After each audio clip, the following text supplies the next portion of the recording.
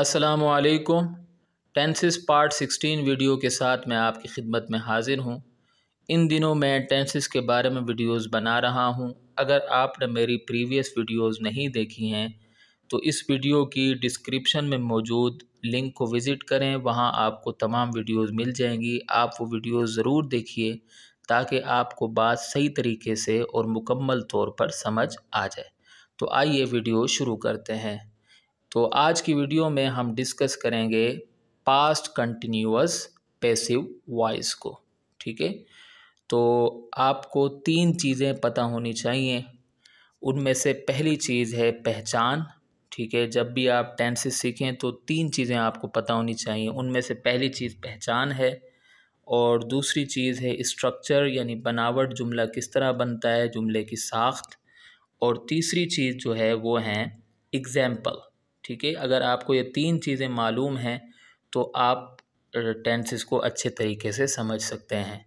तो इसकी सबसे पहले आप देखिए पहचान क्या है। इसकी पहचान ये है कि अगर जुमले में फ़ेल के बाद जा रहा था, जा रही थी, जा रहे थे या जा रही थी आता है तो समझ जाइए कि वो पास्ट कंटिन्यूअस पैसिव वॉइस का जुमला है।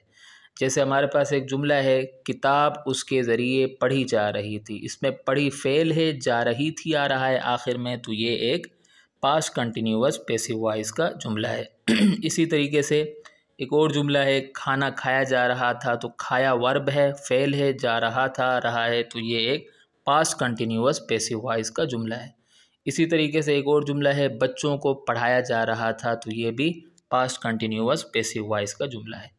अब स्ट्रक्चर देख लें आप, तो स्ट्रक्चर पॉजिटिव का स्ट्रक्चर क्या है, वो ये है कि सबसे पहले आता है ऑब्जेक्ट, फिर प्लस वॉज वर्ब, फिर प्लस बीइंग, फिर plus third form of the verb, plus by, plus subject.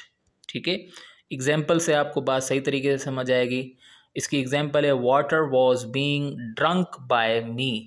तो वाटर इसमें क्या है, ऑब्जेक्ट है, वॉज वर्ब में से एक लग गया, ठीक है, और उसके बाद बीइंग लग गया, और ड्रिंक की थर्ड फॉर्म ड्रंक है, फिर बाय आ गया और उसके बाद सब्जेक्ट लग गया। ठीक है, तो ये क्या है, पॉजिटिव का स्ट्रक्चर है, और इसकी ट्रांसलेशन है पानी मेरे ज़रिए पिया जा रहा था।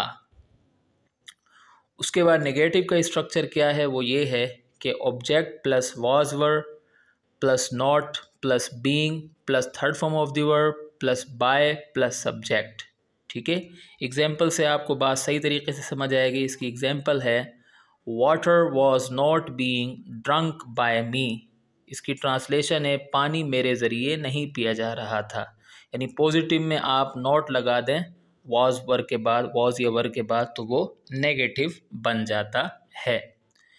अच्छा, उसके बाद येस नो क्वेश्चन का क्या स्ट्रक्चर है, वो है वॉज या verb plus object plus being plus third form of the verb plus by plus subject plus question mark. ठीक है, एग्जाम्पल से आपको बात सही तरीके से समझ आएगी। इसकी एग्जाम्पल है was water being drunk by me, यानी क्या पानी मेरे ज़रिए पिया जा रहा था, और आखिर में आप क्वेश्चन मार्क ज़रूर लगाएंगे। अगर आप नहीं लगाएंगे तो आपके नंबर कट सकते हैं।